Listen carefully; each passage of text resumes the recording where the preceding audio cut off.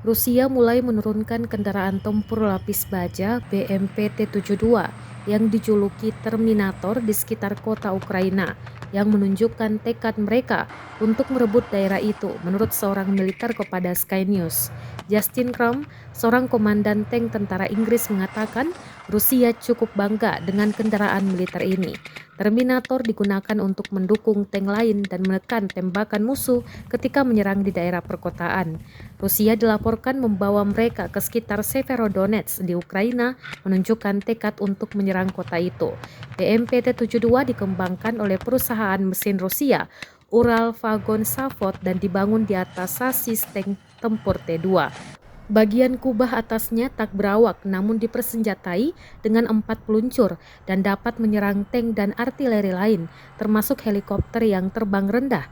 Itu juga dilengkapi peluncur granat otomatis yang dapat memberikan perlindungan dan kamuflase terhadap senjata infra. Kendaraan militer ini dapat memberikan kekuatan besar selama serangan apapun serta meningkatkan keberhasilan operasi tank.